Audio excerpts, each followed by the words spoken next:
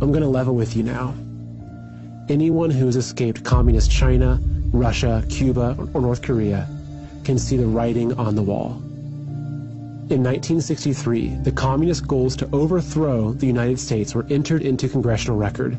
They stated, capture one or both of the political parties, infiltrate the press, gain control of key positions in radio, TV, and motion pictures. After this election, it's pretty clear these goals have been achieved. And the more you look into it, the more you see that all roads lead to China, or more specifically the Chinese Communist Party, the CCP.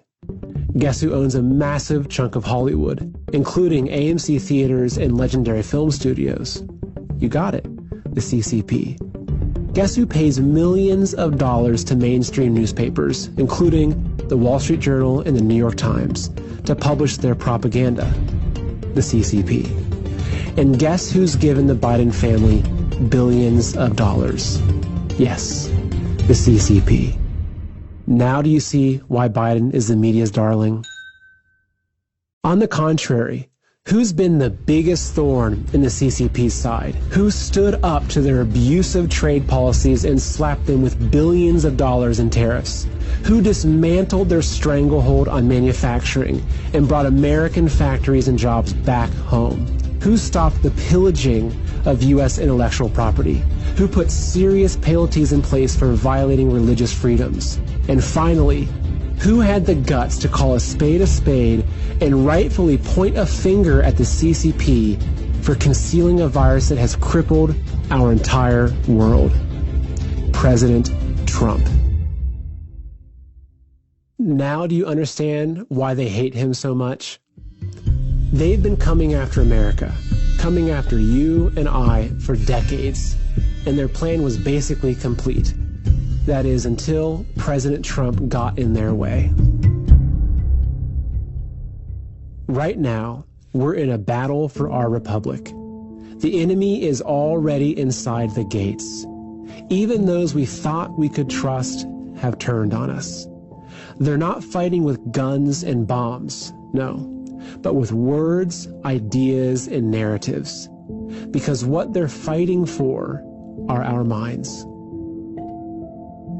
In 1956, communist leader Khrushchev said, "We will take America without firing a shot.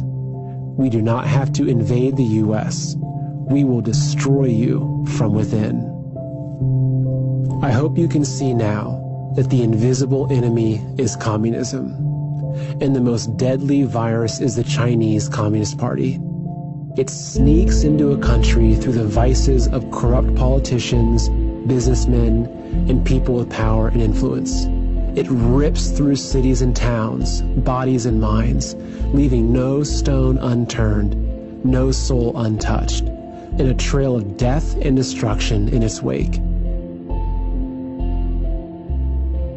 It sows its seeds by convincing us that lies are truth, evil is good, and hatred is love, that division is unity, and that our enemies are each other.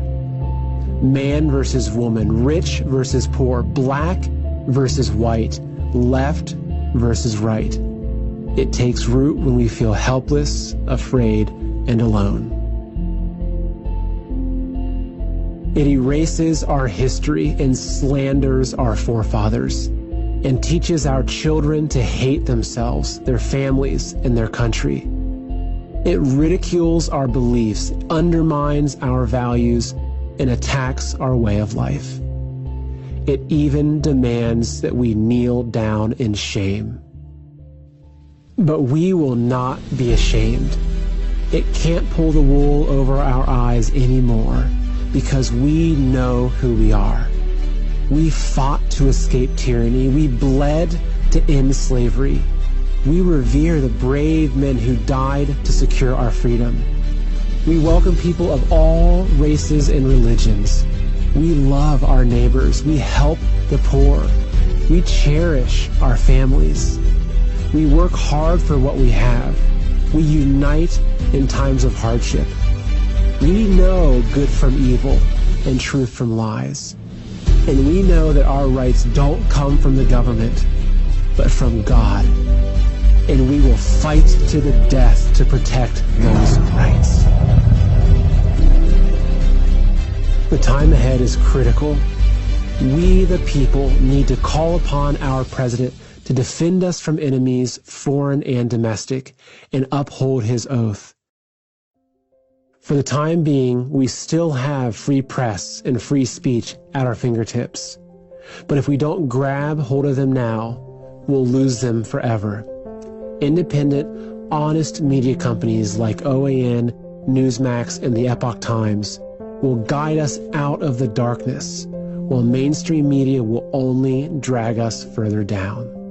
It's time to stop giving them our money, our attention, and our minds. Unlike their Facebook pages, unsubscribe from their emails, unfollow them on Twitter, delete their apps, and stop visiting their websites. Support the countless patriots who've gone through hell and high water to get this information to you.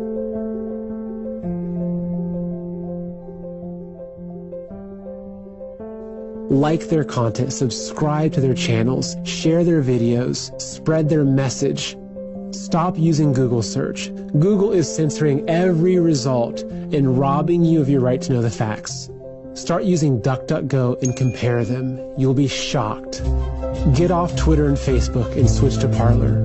Join millions of patriots who have already turned their backs on these toxic companies who dare silence our voices. Join the millions of patriots who are standing up and rallying across the country, demanding justice and rejecting communism.